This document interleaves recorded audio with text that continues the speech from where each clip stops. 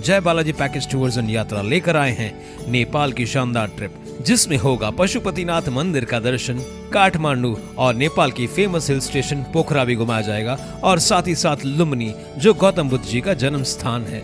26 फरवरी से लेकर 7 मार्च तक केवल 16,000 में, जिसमें 6 दिन के रहने के लिए फैमिली डिलक्स रूम, घूमने के लिए मिनी बस और घर जैसा खाने का इंतजाम किया गया है। वापस लौटते ही होंगे श्री राम जी के दर्शन राम जन्मभूमि अयोध्या में।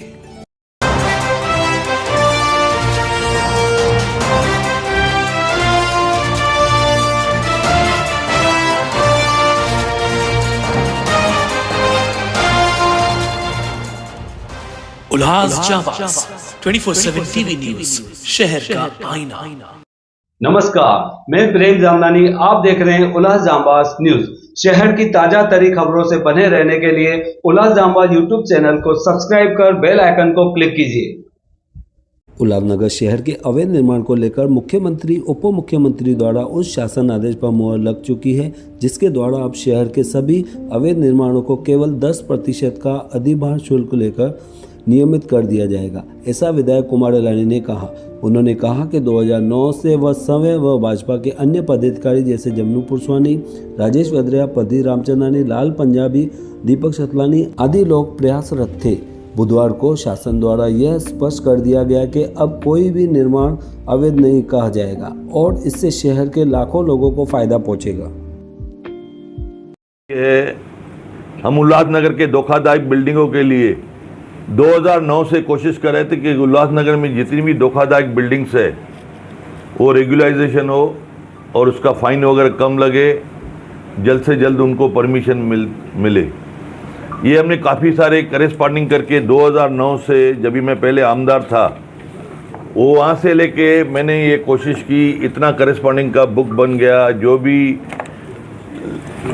ये कैबिनेट की मीटिंग होती थी या हमारे विधानसभा में मीटिंग होती थी, मैं लक्ष्यवेधी लगाता था कि हमारे उल्लासनगर में धोखादायक बिल्डिंग को रेगुलाइज किया जाए। आज ये हमारे आदरणीय चीफ मिनिस्टर एकनाथ शिंदे साहब, deputy chief minister Devendra Fadnavis साहब, deputy chief minister Ajit Dada Pawar और उनकी टीम और हमारे आदरणीय खासदार श्रीकांत शिंदे जी और हमारे मंत्री रविंद्र चौहान साहब, उनके सहयोग से हमारे वो कल कैबिनेट में जो उल्लासनगर का रेगुलराइजेशन करने का जो मुद्दा था, मेन मुद्दा था वो लैंड का, हमने इस विषय में काफ़ी सारे जीआर भी निकले, 2-4 जीआर निकले कि उल्लासनगर की बिल्डिंग रेगुलाइज हो गई, लेकिन उसमें कहाँ ना कहाँ खामियां रहती थी। काफ़ी समय से मैं जमनू पुरस्वानी जी, राजेश वद्रिया जी, लाल पंजाबी जी, सेक्रेटरी के पास, सीएम के पास, डिप्टी सीएम के पास काफ़ी सारे चक्कर लगाए। हमारे प्रदीप रामचंद्रानी जी और हमारे भारतीय जनता पार्टी के काफ़ी सारे लोग कोशिश करते थे कि ये हमारे उल्लासनगर वालों को रिलीफ मिले। आज हमारा दिन अच्छा आ गया, जो लाखों लोगों को उल्लासनगर में हमारे पूरी कैबिनेट ने कल जो 10% की रेडी रिकनर का जीआर मंजूर किया है, जो रेट जो उल्लासनगर के लैंड का 10% होगा, जो ऑफिशियली उल्लासनगर का रेट रेगुलेशन का रेट होगा, उसका 10% लगा जाए, जिसमें लाखों लोगों को करोड़ों रुपए का शहर को फ़ायदा मिलेगा। और प्लस जो रुका हुआ काम था, आज उल्लासनगर में जो हमें रीडेवलप करने के लिए बिल्डिंग को जो मैंने पहले की शुरुआत थी जो रेट की, वो कल पूरी हो चुकी है।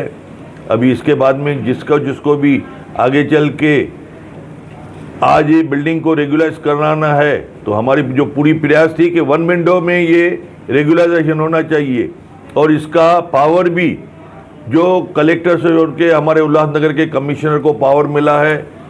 हमारा पूरा प्रयास है कि उल्लासनगर में जितने भी लोग रेगुलाइज करना चाहते हैं, 1-2 दिन में जीआर की कापी भी आ जाएगी और भी जो उसमें आगे चल के हमें कोई डिफ़िकल्टी आएगी उसको भी हम अभी देखिए, हमारे आदरणीय चीफ मिनिस्टर साहब हो, चाहे हमारे डिप्टी चीफ मिनिस्टर दोनों, प्लस हमारे खासदार साहब, हमारे मंत्री रविंद्र चौहान जी, 5 जने ने मिलके हमारे उल्लासनगर के लिए जो भले का सोचा है और आगे भी वो लोग बाउंड है, क्योंकि उनको उल्लासनगर के लिए प्यार है। उल्लासनगर वालों को जो जबान दिया था वो उन्होंने पूरी की है। मैं पूरे शहर के तरफ से उनको कोटि कोटि प्रणाम करता हूं। और जो उन्होंने कल कैबिनेट में मंजूरी करके दी है लीगल पॉइंट से, हमारे आदरणीय अध्यक्ष प्रदीप रामचंद्रानी जी बताएंगे, जमनू पुष्वानी जी बताएंगे, हमारे राजेश वोद्रा जी, लाल पंजाबी जी, डॉक्टर साहब, सभी लोग आपको कुछ कुछ पॉइंट्स बताएंगे कि हमारे उल्लासनगर का कैसे भला हुआ। धन्यवाद। देखिए, जैसे ही मुख्यमंत्री श्री एकनाथ शिंदे जी मुख्यमंत्री बने और उप मुख्यमंत्री देवेंद्र फडणवीस जी बने, उस समय से एक उल्लासनगर के कामों को गति मिली है। पहला डिसीजन नागपुर सेशन में आया अगले साल, जिसमें पिछले साल 2200 रेट उन्होंने रेगुलाइजेशन का फिक्स किया, मतलब 214 रुपये पर स्क्वायर फीट का। उसके बाद स्टम्प ड्यूटी की अभय योजना का एक भाग पूरा हो चुका है, दूसरा भाग चालू है 31 मार्च 2024 तक, जिसमें 1980 से लेकर 2000 तक की जो भी एग्रीमेंट्स हुए हैं उनको स्टम्प ड्यूटी और पेनल्टी में पूरी 100% की छूट है। और 2000 से 2020 तक की जो एग्रीमेंट्स हैं उनको नॉमिनल पेनल्टी और नॉमिनल स्टम्प ड्यूटी भर के उनको फ़ायदा मिल रहा है। अब उसके बाद कल जो फैसला हुआ है वो एक, मैं कहूँगा कि पूरे उल्लासनगर के लिए ये बहुत बड़ा दिन था, जिसमें लैंड कास्ट का एक मैटर पेंडिंग था, जिसके वजह से रेगुलाइज बिल्डिंग नहीं हो पा रही थी। कुछ बिल्डिंगों को पार्ट सनद है, किसी को बिल्कुल सनद नहीं है। दोनों हालतों में आरआर वैल्यू की 10%, जो 12,000 से लेकर 18,000 के बीच में आरआर वैल्यू है, तो 1850 रुपये पर स्क्वायर मीटर के रेट से आपको ज़मीन का पैसा भरना है और आप ज़मीन के मालिक हो जाएंगे। और उसके बाद आपको डी फार्म मिलेगा, और डी फार्म मिलते ही आप अपनी बिल्डिंग को रीडेवलप कर सकते हैं। रीडेवलपमेंट के टाइम पे जितनी भी एफएसआई से आपकी बिल्डिंग बनी है, समझो आपकी बिल्डिंग 4 एफएसआई से बनी है, तो उसको 30% और इन एडिशन मिलेगा। मतलब लगभग ये 6.4 तक एफएसआई की जो है वो आप यूज़ करके आप अपनी बिल्डिंग वापस रीडेवलप कर सकते हैं। इसमें मार्जिन का भी एक हमें फ़ायदा है, जो जैसे पहले मार्जिन का प्रॉब्लम था कि मार्जिन जो यूडीसीपीआर में दिया गया है उससे उल्लासनगर में हमें फ़ायदा नहीं था।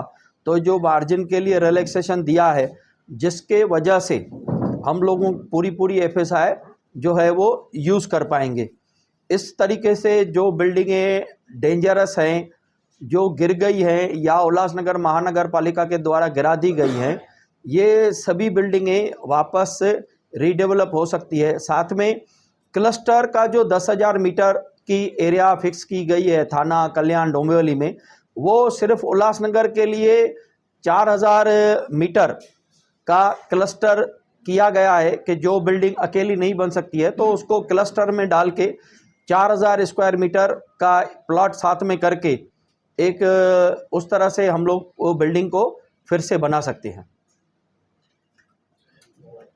राजेश जी ने बताया, आपको डिटेल्स बताया, मैं उसमें फिर से रिपीट नहीं करना चाहूँगा, लेकिन एक बात कहना चाहूँगा कि यह जो मुद्दा था, जो बहुत सालों से हमारे एक सबके मन में उत्सुकता थी, कभी साल होगा कभी साल होगा, यह पहली बार ये जो विषय है, हम इसके बाद कह सकते हैं यह विषय जो था रेगुलेशन का पूरा हो गया है। और जो भी रुकावटें थी रेगुलेशन करने में या रीडेवलपमेंट करने में, वो आज इस नोटिफिकेशन के बाद सब पूरी हो जाएंगी और हमारे शहर का जो रास्ता है उसके बाद वो खुल जाएगा। और अब हम ये कभी आमदार को नहीं बोलेंगे कि ये जीआर कब आएगा, अब जो बातें सब पूरी हो गई। ये मैं बात को बता के इतना कहना चाहता हूँ। धन्यवाद। चलिए, विषय केवल इस पे बोलूँगा, जीआर के ऊपर। कई दिनों से यह चर्चा होती थी, कई विरोधी हम पर कटाक्ष भी करते थे कि जीआर कब आएगा। आज हम कह सकते हैं कि पूरी तरह से जीआर आ गया। अब जीआर में क्या क्या मिलेगा, लोगों को क्या क्या फायदे होंगे। देखिए, यहां पर जो जगह बनी हुई थी उसमें कई जगह सरकारी जमीनों पर बिल्डिंगें खड़ी कर दी गई थी, जिसे अनिगृहित कहा गया था। तो सरकारी जमीन थी तो उसका बांधकाम रिकंस्ट्रक्शन होना तकलीफ हो रही थी नियमित करने के लिए। अब सरकार ने तय किया है कि जिसकी आपके पास सनत है और जिसकी सनत नहीं है, जो सरकारी जमीन है वह सरकारी जमीन उन फ्लैट धारकों को, जिसके पास फ्लैट है, उनको रेडी रेकनर के 10% पे देगी। अब यहां पर एक बात अभी तक क्लियर नहीं है, वो रेडी रेकनर अब का होगा या 2005 का होगा, ये अभी गुलदस्ते में है, ये बात क्लियर होनी है। हमारी मांग है कि 2005 का होना चाहिए, अगर अभी का होगा तो अभी से 10%। और मान के चलिए कि अगर अभी से होगा तो 150 रुपया प्रति स्क्वायर फुट से वो प्लाट के लोगों को पैसे भरने पड़ेंगे और वहां पर आधिकारिक रूप से उसको सैंक्शन कराकर बिल्डिंग बना सकते हैं।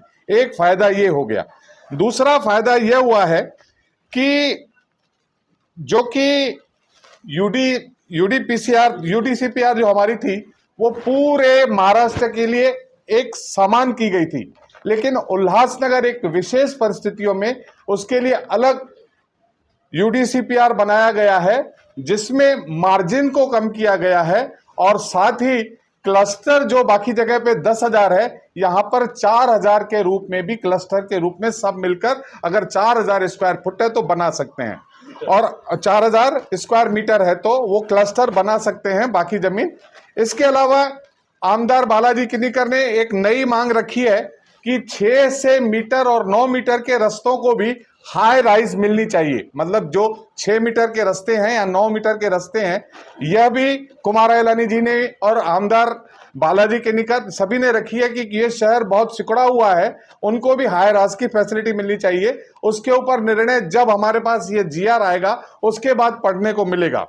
और इस तरह से पूरी तरह से आज हम इस स्थिति में हैं कि किसी भी गिरी हुई बिल्डिंग को जो गिर गई हैं, सर ये 1 मिनट बंद करिए ना सर, जो गिरी हुई बिल्डिंग है उसको हम रिकंस्ट्रक्ट कर सकते हैं और चाहे जो जर्जर बिल्डिंग है उसको तोड़कर इन नियमों के आधार पर हम बना सकते हैं।